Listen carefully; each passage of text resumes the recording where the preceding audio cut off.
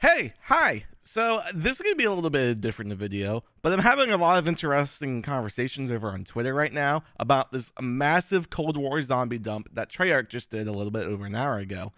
And I figured why not just put everything, like my thoughts and everything, into a video instead, so that way I can get my ideas across better for anyone that's willing to join in on this conversation.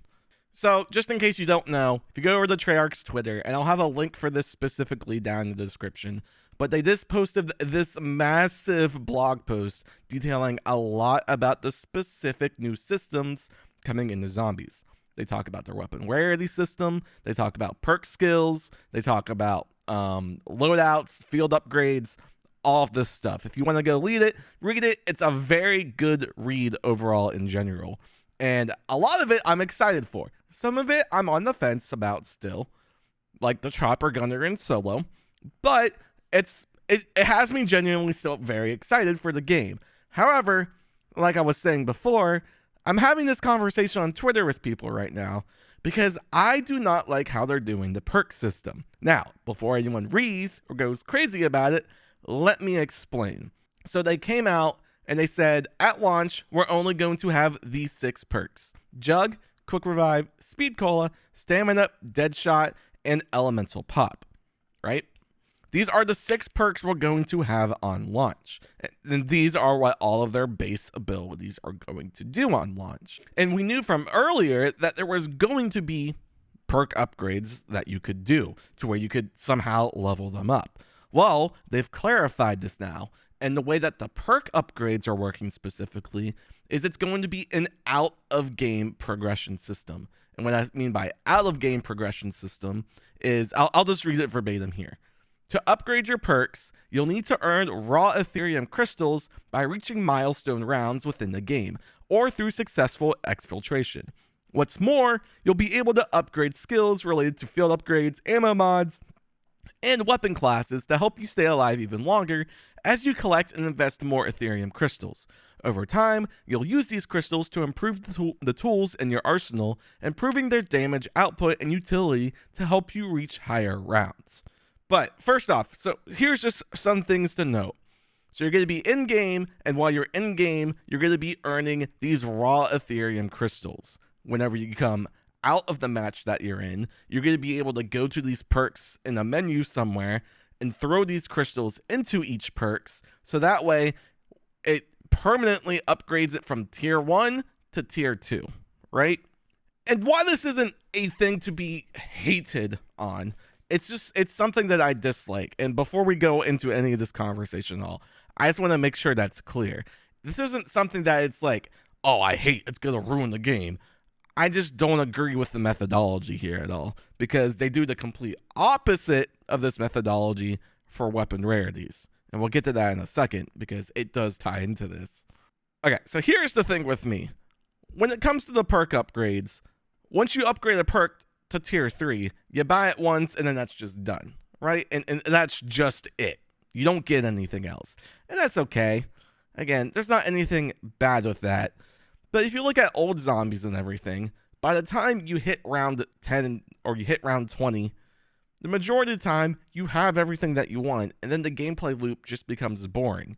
There's no way to constantly be evolving over the entire course of the game. So you're just sitting there doing the same thing because you don't have any other goals to truly chase in the gameplay loop. Going off of that, let's look at weapon rarities. With the weapon rarity system, they fixed this to a degree. There's going to be 5 tiers: common, or what you start with in your loadout, which I know people were worried about that, but your loadout will only be common rarity. And then there's uncommon, rare, epic, and legendary. Each tier will increase the damage by those weapons, and each tier will also have randomized attachments that come along with it as well. So every time you upgrade to a new tier or just to a new rarity, you get more damage and you get more attachments on your gun, which could help out in other ways. I really like that idea. Really like that idea. Here's where I throw the big divider of why it's good to do this in one system, but why is it not good to do it for this other system instead, right? Here, I'm going to read this verbatim, is where I start having a lot of problems with, I love what the weapon system is doing, but then why is the perk system kind of going the opposite direction? So previously, if you found a strong weapon in the mystery box, you had very little motivation to return. Now, even if you roll a weapon that you're happy with early in the game, you can return 10 rounds later and try to get the upgraded legendary version of it. So what the weapon rarity system is doing is, like, every 10 rounds, just to attach a number to it, you're constantly going for a new goal. You have constantly something else that you're trying to achieve and go for, right? But when it comes to perks, it's still the complete opposite. You buy it, it's one and done, and then that's it. You don't worry about it. I don't understand why, when you try to throw this idea into perks, people are just like, no, no, no, no, no. Here's what I wish was going to end up happening with this. It's not bad having an out-of-game progression system. Something to where every game you feel like you're at least getting something out of it to add to another system. That's not bad.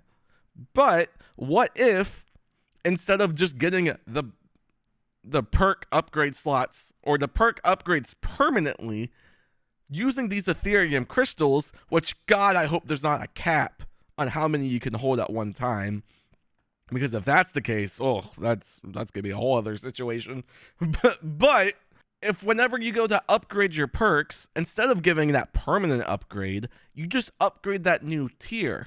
So then that way you can go back into game and, like, okay, you buy Jug the first time, it's at tier 1, but then you just want to go buy Jug again at an increased cost, and then it becomes tier 2. It gives you that another thing to go for and to strive for and to achieve for. And that's where my mindset and perspective comes from this. I don't mind there being an out-of-game progression system. I just hate that it's a permanent upgrade to something to where in-game you change the weapon system to constantly be something you're trying to upgrade. So why not still kind of have that system be with the perks as well? I don't know. I just kind of wanted to bring this up. I weirdly have a big passion for talking about game design, even though I don't have any game design experience. But talking about game systems, these types of things really interest me. And it just seems so, I guess bipolar is the word I want to say, to where, okay, you go with this idea for one system, but then you say, okay, this system, no, one and done. It's just very, very weird and off-putting to me. Even nonetheless, I'm still really excited for the game. Permanent upgrades, as much as that might hurt some long-term play sessions, especially once you have all the perks upgraded, it is what it is. The game's still going to be fun. I still have very, very, very high hopes right now, especially after getting a lot more specifics about all this stuff today. So until the next stream, until the next video, I hope you guys have a good day. And if you like me doing these types of videos, let me know. I am more than happy to do more of these types of videos because I do love talking about gameplay systems. I really, really do. So again, I love you guys. Make the smart decisions, and I'll see you in the next video or stream. Have a good day.